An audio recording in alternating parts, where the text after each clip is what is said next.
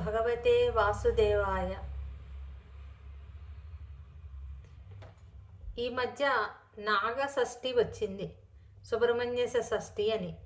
ఆ సుబ్రహ్మణ్యేశ్వర స్వామి షష్ఠికి నేను దేవుడి గుడికి వెళ్ళాను. అక్కడ అందరూ రావి చెట్టు కింద నాగులకి ప్రదక్షిణ చేసి పాలు పోస్తున్నారు.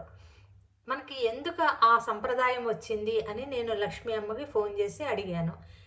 అడిగితే అప్పుడు అమ్మ తన ఆత్మజ్ఞానంతో ఇంకొక సత్యాన్ని మనకి చెప్పింది. ఆ సత్యాన్ని మీకు చెప్పాలనుకుంటున్నాను ఈ వీడియోలో నాగదోషం అంటే ఏంటి, నాగులకి క్రిందటి జన్మలో ఏదో పాపం చేశామనో లేకపోతే నాగుకి ఏదో దోషం చేశామని చెప్పి అనుకుని మనం నాగదోషం ఉంది అని చెప్పి కుక్కి సుబ్రహ్మణ్యం వెళ్తున్నాము.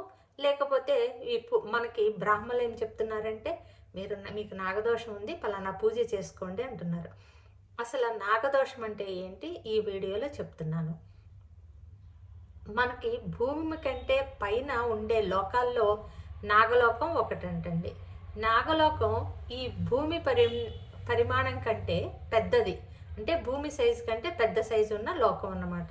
ఈ లోకానికంటే భూమిని ఒక శక్తితో పోల్చుకుంటే ఇంతకంటే ఎక్కువ శక్తి ఉన్న లోకం నాగలోకం. ఇప్పుడు నాగలోకంలో శక్తి ఎలా ఉంటుందంటే తరంగ రూపంలో ఉంటుంది. మనకి సౌండ్ గురించి చెప్పుకున్నప్పుడు మనం తరంగాలుగా చెప్తాము, మనం ఫిజిక్స్లో వాటిల్లో చదువుతాము. అంటే సముద్రం మీద అలలు ఎలా ఉంటాయో ఈ సౌండ్ కూడా ఇక్కడ నుంచి ఒక చోటకి వెళ్ళేటప్పుడు ఇట్లా తరంగ రూపంలో వెళుతుంది. ఒక శక్తిని మనం చూపించేటప్పుడు దాన్ని తరంగ రూపంలో చూపించారు మన ఋషులు. ఇప్పుడు నాగలోకంలో అనంతుడు, ఆదిశేషుడు, దేవతలు ఉన్నారు కదా, వాసుకి. దేవతలు అంటే ఈ దేవతల శక్తి తేడాలండి. అంటే వాసుకి ఒక రకమైన శక్తి ఉంది, అనంతుడికి ఒక రకమైన శక్తి. ఆ దేవతలకి ఆ పేర్లు పెట్టుకున్నాం, ఆ శక్తికి ఆ పేర్లు పెట్టుకున్నాం.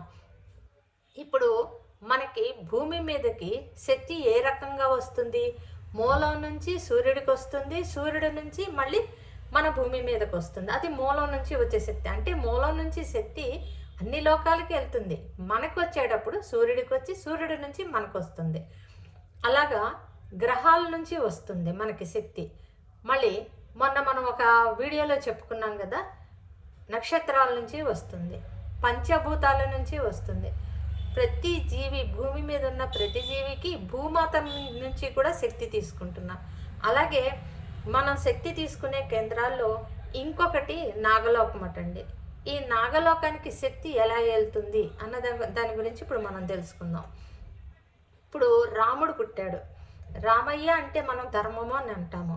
ఇప్పుడు రాముడు నడిచిన ప్రదేశంలో ధర్మం ఎంత ఉంది? ఈ భూమికి సరిపడంత ధర్మం ఉందంటే అంత గొప్ప అయినా అని. ఇప్పుడు ఆ మిగిలిన ధర్మం ఎక్కడుంది? ఆ ధర్మము అనే ఒక శక్తి నాగలోకంలో స్టోర్ అయ్యి ఉందటండి. దీనికి ఉదాహరణ ఎట్లా అంటే, ఇప్పుడు మనం మన ఒంటి మీద నగలు వేసుకుంటున్నాం కదా, ఆ నగలు కొన్ని నగలు మనకు వేసుకోవటం అవసరం లేదు, వేసుకోవాల్సిన అవసరం లేదు. అప్పుడు మనం ఏం చేస్తాం? బీరువాలో దాచుకుంటాం. అట్లాగే శ్రీకృష్ణ పరమాత్ముడు వచ్చాడు. ఆయన కురుక్షేత్ర యుద్ధం అయిపోయిన తర్వాత అది ధర్మయుద్ధం. అప్పుడు మిగిలిన ధర్మం అనేది ఆ తత్వం, కృష్ణతత్వం అంటే ప్రేమతత్వం, యోగితత్వం ఎక్కడికి వెళ్ళింది అంటే నాగలోకానికి వెళ్ళింది అనమాట. అలాగే ఈ భూమి మీద ఋషులు ఉన్నారు, సప్త ఋషులు ఉన్నారు, మునులు ఉన్నారు, యోగులు ఉన్నారు, బోలెడు మంది సాధకులు ఉన్నారు. వాళ్ళందరూ ఏంటంటే వాళ్ళ ఒక సంకల్పంతో, అంటే లోక కళ్యాణం గురించి వాళ్ళు చేసే సంకల్పాలు ఎప్పుడు వాళ్ళ పర్సనల్గా ఎప్పుడు చేసుకోరండి. లోకం గురించి, లోక కళ్యాణం గురించి చేస్తారు. అలా లోక కళ్యాణం గురించి చేసే సంకల్పాలు నెరవేరిన తర్వాత మిగిలిన వాళ్ళ తపశ్శక్తి నాగలోకానికి వెళ్తుందట. అలాగా నాగలోకంలో స్టోర్ అయిన శక్తిని మనం నాగశక్తి, నాగుల శక్తి అంటాం. అక్కడ మీకు చెప్తున్నాను శక్తి భేదాలు అనమాట. ఇప్పుడు మనం తీసుకునే శక్తి ఎలా వెళ్తుంది? బ్రహ్మరంధ్రం నుంచి వెన్నుముక లోపల నుంచి, అంటే వెన్నుపాము అంటాం కదా, అంటే ఇడా పింగడ సుషుమ్నా నాడు, ఈ నాడుల నుంచి, ఇడా పింగడ నాడుల నుంచి లోపలికి వెళ్తుంది అని మనకు తెలుసు.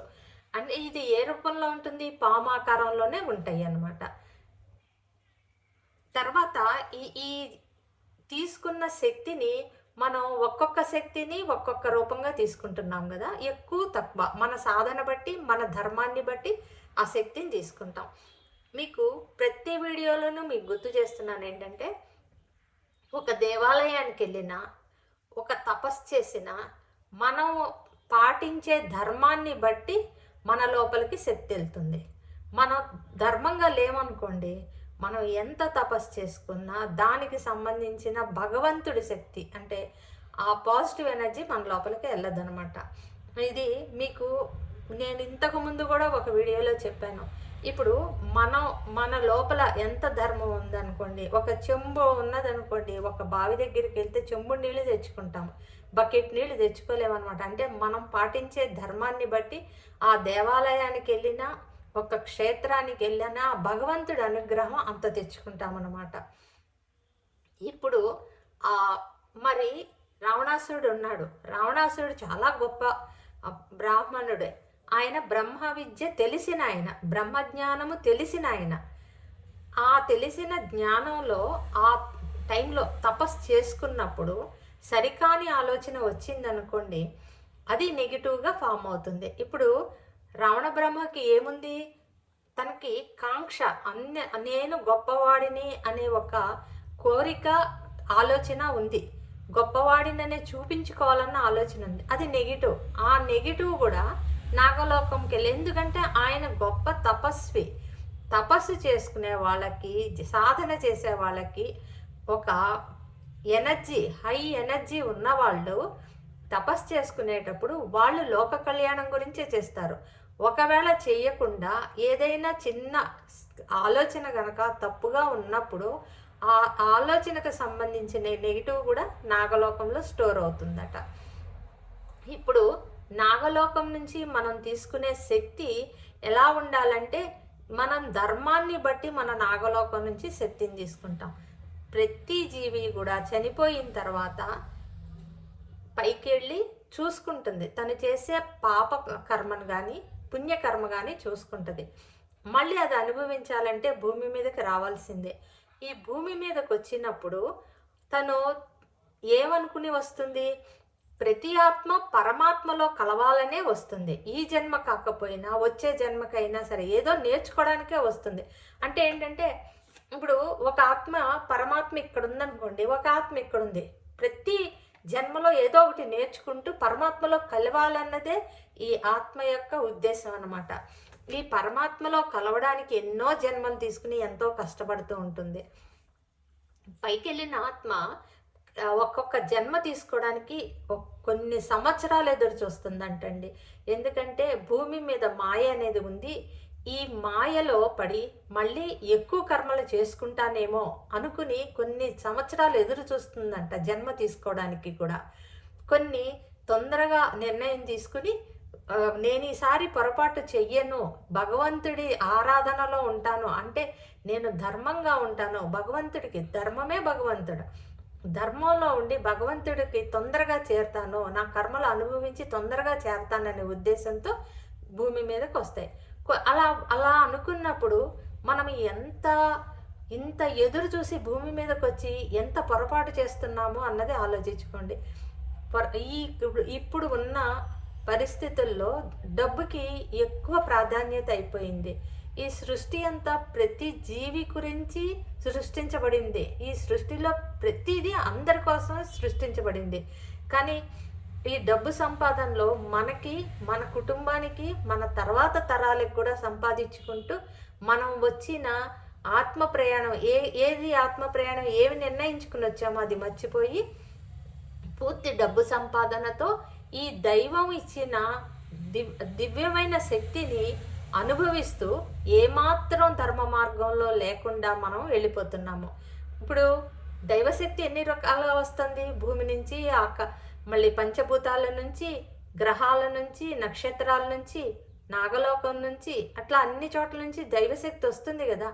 ఈ దైవశక్తిని అనుభవిస్తూ ధర్మ మార్గంలో ఉండకుండా వచ్చాము, వెళ్ళిపోయాము. అంటే మన ఆత్మస్థితిని పెంచుకోలేదు. ధర్మ మార్గం అవలంబిస్తూ మన ఆత్మశక్తిని పెంచుకోకుండా వెళ్ళిపోతే దానిని నాగదోషము అంటారటండి. ఇప్పుడు మీకు అర్థమైంది కదా, నాగదోషం అంటే ఏదో తప్పు చేసేసామని కాదు, నాగులకి తప్పు చేశామని కాదు, ధర్మంగా లేము అని చెప్పటం అనమాట. అంటే ఇప్పుడు తెలుసుకున్నాం కాబట్టి ఈ క్షణం నుంచి ధర్మంగా ఉండడానికి ప్రయత్నిస్తూ నాగదోషాన్ని తొలగించుకోవడానికి, ఈ జన్మలో నాగదోషాన్ని తొలగించుకోవడానికి ప్రయత్నిద్దాం.